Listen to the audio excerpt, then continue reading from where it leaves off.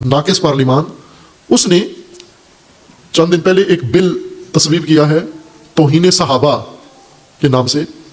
एक MNA ने ये बिल पेश किया और बिल तमाम अरकान के इत्तफाक से बिल पास हो गया।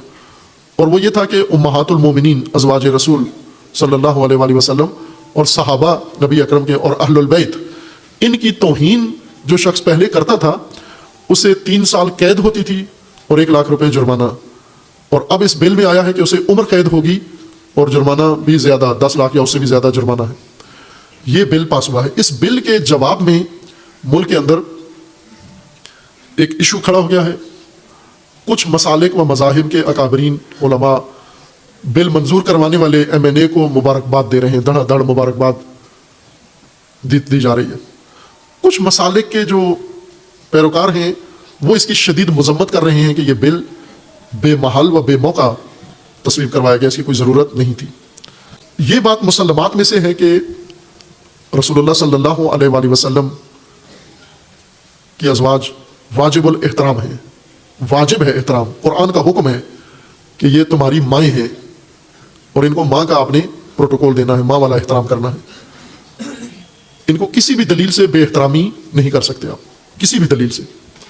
उनके रवैये रसूलुल्लाह को उन पर इतराज़ था, अल्लाह को भी इनके रवैयों पर इतराज़ था। कुरान में आयात हैं इनके बारे में कि आप रसूलुल्लाह को मत सताओ, रसूलुल्लाह अगर नहीं रहना चाहती हो तो रसूलुल्लाह को तंग ना करो, कह दो कि आप रसूलुल्लाह आपको तलाक दे दें। खूब इस तरह की आयात कुरान में मौजूद है। उसके बावजूद भी, इनके रवैयों के बावजूद भी बेएहतरामी नहीं कर सकते आप इनकी। पहले भी मैंने अर्ज़ किया है कि अज़वाज रसूलुल्लाह में सबसे एक ज़्यादा ज़ौजा, एक उम्मुल मोमिनीन ज़्यादा उनके ऊपर बात होती है हज़रत आयशा कि इन्होंने अमीरुल मोमिनीन के खिलाफ जंग की क़यादत की, जंग की सरपरस्ती की, जंग लड़ी। अब ये हाकिम वक्त, खलीफा वक्त के खिलाफ जंग लड़ना, ये अब फ़िक़्ह के अंदर इसका हुक्म मौजूद है कि वो क्या कहलाता है वो आदमी जो खलीफा वक्त के खिलाफ जंग करे, हाकिम वक्त के खिलाफ जंग करने वाला कौन होता है। बावजूद इसके कि इन्होंने जंग लड़ी और जंग में शिकस्त हुई, जंग में शिकस्त के बाद अमीरुल मोमिनीन के लश्कर ने चाहा कि इस लश्कर के अमवाल गनीमत के तौर पर ले लें, माल गनीमत बना लें। अमीरुल मोमिनीन ने मना किया कि इनका कोई माल गनीमत में नहीं ले सकते, उनको कैदी नहीं बना सकते। जो शिकस्त खुर्दा लश्कर था उन्हें कैदी भी नहीं बनाया, उन्हें नौकर गुलाम भी नहीं बनाया और उनके अमवाल भी गनीमत में तकसीम नहीं होने दिए। और उनके मुर्दों पे जनाजे भी पड़े, कुछ उन्होंने खुद पढ़े, कुछ पर इन्होंने पढ़े। और खुसूसन उम्मुल मोमिनीन जिन्होंने जंग की क़यादत की थी, शिकस्त खाने के बाद अमीरुल मोमिनीन ने लश्कर में मौजूद बाज़ लोगों के तेवर देखे कि वो ये जज्बात रखते हैं उम्मुल मोमिनीन की निस्बत, लेकिन अमीरुल मोमिनीन ने सख्ती से मना किया और उन्हें एहतमाम करके, महमल बनाकर, एहतराम के साथ अपने भाई की हमराही में, मोहम्मद इब्न अबी बकर जो उम्मुल मोमिनीन के भाई हैं लेकिन अमीरुल मोमिनीन के वफादारों में से थे, उन्हें साथ जिम्मेदार बनाकर मदीना वापस भेजा इज़्ज़त व एहतराम के साथ। और न खुद उनकी बेएहतरामी की अमीरुल मोमिनीन ने, न किसी को करने दी, क्योंकि रसूलुल्लाह का हरम है, रसूलुल्लाह की ज़ौजा है, रसूलुल्लाह से इनको निस्बत है। इस बुनियाद पर उनकी हिफाजत भी की और उनका एहतराम भी किया। बावजूद इसके कि उन्होंने जंग की अमीरुल मोमिनीन के खिलाफ, मैदान जंग में जिस चीज़ को दलील बनाई जाती है मैदान जंग, अमीरुल मोमिनीन ने उसी मैदान में उनका एहतराम महफूज रखा। अलबत्ता ये बताया कि उनका काम ठीक नहीं था, ये इश्तबाह काम था, लेकिन एहतराम मलहूज रखा।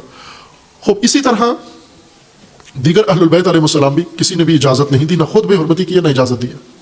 सहाबा रसूलुल्लाह सल्लल्लाहु अलैहि वसल्लम के, अब अहले सुन्नत का सहाबा के बारे में एक नज़रिया है, शिया का सहाबा के बारे में एक नज़रिया। अहले सुन्नत सब सहाबा को आदिल समझते हैं, बाकी ऐसे नहीं है। वो कहते हैं हर सहाबी की शख्सियत को पढ़ना पड़ेगा, देखना पड़ेगा, उनका ज़ाती किरदार बताएगा कि वो किस तर्ज के मालिक हैं। बाहर के सहाबा रसूलुल्लाह भी चूँकि रसूलुल्लाह के सहाबा हैं, मंसूब हैं, लाजिम वाजिब एहतराम उनका। अहलुल बैत तो बिल्कुल मुसल्लमात में से है, उनके बारे में तो शाइबा व शक व शुबहा तक किसी के जहन में नहीं आ सकता और ना आना चाहिए कि उनकी कोई बेहुरमती कर सकता है, न शिया न सुन्नी, वो मुसल्लमात में से है। ये तीनों तबकात क्यों इनका एहतराम लाजमी है? रसूलुल्लाह सल्लल्लाहु अलैहि वसल्लम की वजह से। उम्महात चूँकि अज़वाज रसूल हैं इस वजह से मोहतरम है, सहाबा चूँकि रसूलुल्लाह के सहाबा हैं मोहतरम है, वह अहलुल बैत चूँकि रसूलुल्लाह के अहलुल बैत हैं इस वजह से मोहतरम है। ये निस्बत रसूलुल्लाह की है, ये मुसल्लमात में से है। खूब कभी कभार ये होता है, कभी कभार, लेकिन उसके लिए कानून भी मौजूद है, सब कुछ मौजूद है। اس نئے قانون کو کیوں ضرورت محسوس کی گئی؟ نیا قانون کس لیے؟ کیا گلی گلی یہ توہین ہو رہی ہے؟ روزانہ توہین ہوتی ہے، یہ کئی مہینوں سالوں بعد وہ توہین بھی کوئی واضح نہیں ہوتی، کوئی ایسی گول مول بات ہوتی ہے جس کو توہین کے زمرے میں ڈال دیتے ہیں. تو اگر ہوتی بھی ہے تو وہ قانون پہلے سے موجود ہے بنا ہوا، نئے قانون کی ضرورت کیا اب کیوں محسوس ہوئی؟ اب نئے قانون کی ضرورت نہ صحابہ کے دفاع کے لیے، نہ امہات کے دفاع کے لیے ہے، نہ اہل البیت کے دفاع کے لیے. یہ نیا قانون اس لیے نہیں بنا. نیا قانون بنا ہے یا بنوایا گیا ہے اس طبقے نے کیا ہے جنہوں نے کچھ لوگوں کو صحابیت کا لباس پہنانا ہے، صحابہ والا پروٹوکول دینا ہے، اور صحابہ کے طور پر انہیں پیش کرنا ہے، صحابہ والا تقدس اور احترام ان کے لیے کروانا ہے گن پوائنٹ پہ.